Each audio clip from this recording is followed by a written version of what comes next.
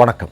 தமிழ்நாட்டினுடைய முதல்வர் விஜய் அவர்கள் அறிவித்திருக்கக்கூடிய ஒரு அறிவிப்பு என்பது தமிழ்நாட்டின் பெரும்பாலான மக்களுடைய தலையில் ஒரு பேரிடியாக விழவிருக்கிறது. எதை சொல்கிறேன் அப்படின்னு நீங்கள் நினைக்கலாம். அதாவது தேர்தலுக்கு முன்பு விஜய் அவர்கள் அறிவித்த தேர்தல் வாக்குறுதிகள் தமிழக வெற்றி கழகத்தின் சார்பாக, அதில் ரொம்ப முக்கியமானது ஒரு நபருக்கு 25 லட்சத்துக்கான இன்சூரன்ஸ் இல்லையா, மருத்துவ காப்பீட்டு அப்படிங்கிறத அவர் ஒரு மிக முக்கியமான விஷயமாக அறிவித்திருந்தார். அது இன்னமும் செயல்பாட்டிற்கு வரவில்லை. ஆனால் அப்படி ஒன்று தமிழ்நாட்டில் அறிமுகம் செய்யும் பட்சத்தில் தமிழ்நாட்டில் இருக்கக்கூடிய பெரும்பாலான ஏழை நடுத்தர வர்க்க மக்களுடைய தலையில் அது ஒரு பெரிய பேரிடியாக விழப்போகிறது அப்படிங்கிறத நான் சொல்ல விரும்புகிறேன். எப்படின்னு கேளுங்க. இப்போ உங்களுக்கு நல்லா தெரியும், ஒரு சராசரி ஒரு மனிதனுடைய வாழ்நாளில் அவனுடைய உழைப்பினுடைய பெரும்பகுதி எதற்காக செலவிடப்படுகிறது? ஒன்று கல்வி, மற்றொன்று மருத்துவம். இப்போ மருத்துவத்திற்காக நீங்கள் 25 லட்சம் ரூபாய் இன்சூரன்ஸ் கொண்டு வரீங்க அப்படின்னு சொல்லும்போது, இந்தியாவிலேயே மிகச்சிறப்பான மருத்துவ கட்டமைப்பு, கல்வி கட்டமைப்பு, இந்த இரண்டும் இருக்கக்கூடிய மிக முக்கியமான மாநிலங்கள், முன்னணியில் இருக்கக்கூடிய மாநிலங்களில் ஒன்று நம்முடைய தமிழ்நாடு.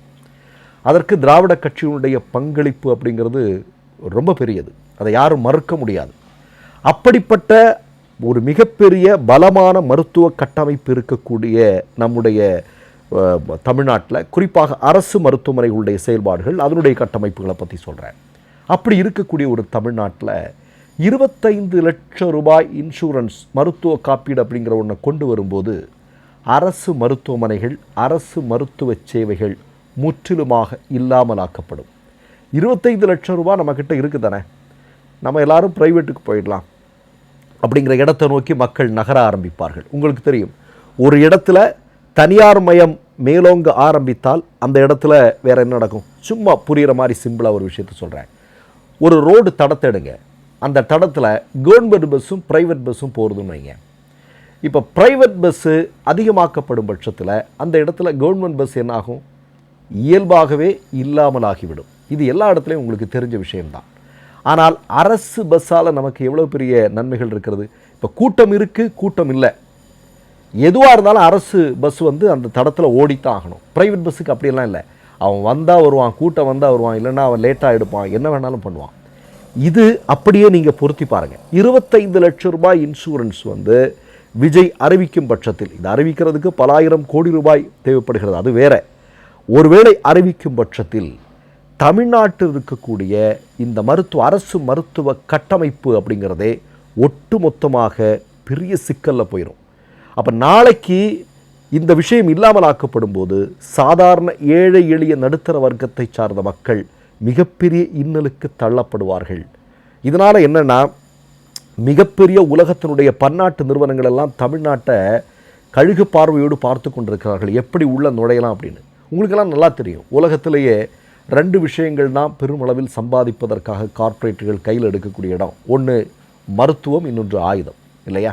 இப்போ தமிழ்நாட்டில் பன்னாட்டு நிறுவனங்கள் படையெடுப்பதற்கு, பன்னாட்டு நிறுவனங்களுடைய மருத்துவ கட்டமைப்புகள் உள்ளே வர்றதுக்கு இது வழிவகை செய்கிறது அப்படிங்கிறதான் நீங்கள் இந்த நேரத்தில் பார்க்க வேண்டியிருக்கிறது. ஒன்றை சொல்லிக்கொள்ள விரும்புகிறேன்.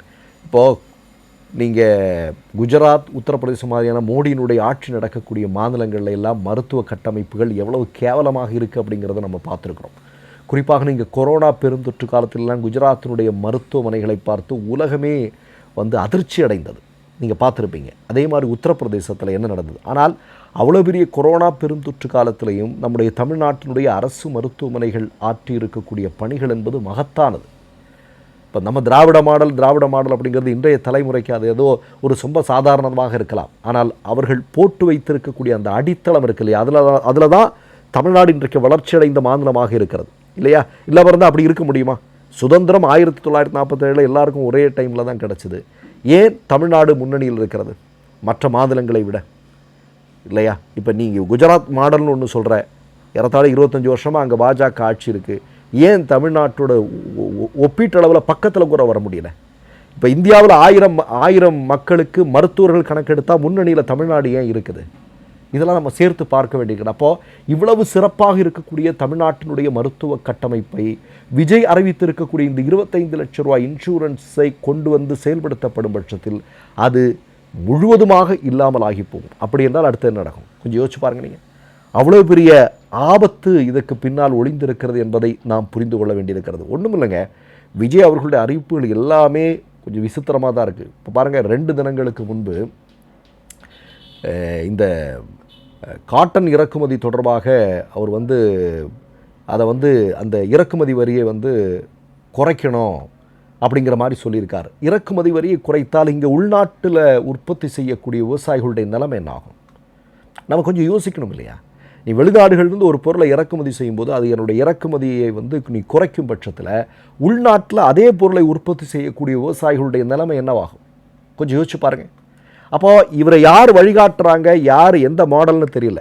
முன்னாடி இருந்தது திராவிட மாடல் அப்படிங்கிறது தெரியும். இப்போ விஜயனுடைய மாடல் என்னங்கிறது தெரியல.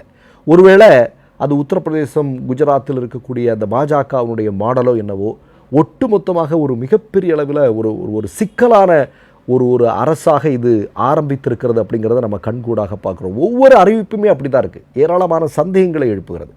நிர்வாகத்தில் ஒரு ஒரு ஒரு ஒரு ஒரு ஒரு ஒரு ஒரு ஒரு நிலைத்தன்மையோடு இருக்கும் அப்படிங்கிறதுக்கான எந்த அறிகுறிகளுமே இந்த அரசுக்கிட்ட நம்ம பார்க்க முடியல. நீங்கள் கேட்கலாம், 8 நாள் தானே ஆச்சு, 8 நாள்லேயே நீ இப்படி விமர்சனம் பண்ணுறீ அப்படின்னு. ஒரு பானை சோற்றுக்கு ஒரு சோறு பதம். ஒரு அரசு எதை நோக்கி பயணிக்க போகிறது அப்படிங்கிறத ஓரளவுக்கு அனுமானிக்கக்கூடிய விஷயங்கள் இந்த 8 நாள்லேயே நம்ம புரிஞ்சுக்க முடியும். ஆனால் அது எதுவும் இங்கே இல்லை அப்படிங்கிறத நம்ம ரொம்ப அதிர்ச்சியோடும் பயத்தோடும் பார்க்க வேண்டி இருக்கிறது என்பதைத்தான் இந்த இடத்துல பதிவு செய்ய விரும்புகிறேன். மற்றொரு நிகழ்வில் சந்திப்போம். நன்றி, வணக்கம். 3 யூடியூப் சேனல்கள் வியாபாரத்திற்கு இருக்கிறது.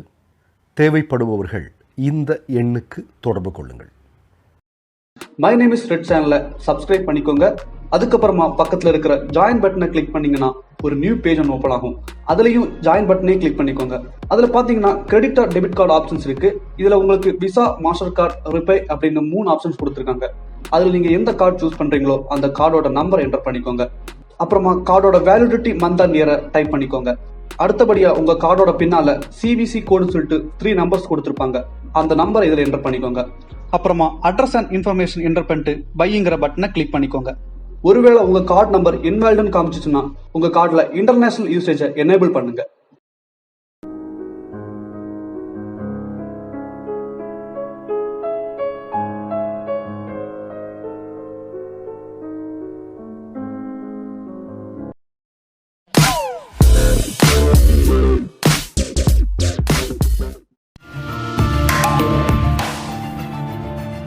கேள்விகளை நீ கேட்கிறாயா அல்லது நான் கேட்கிறேன்?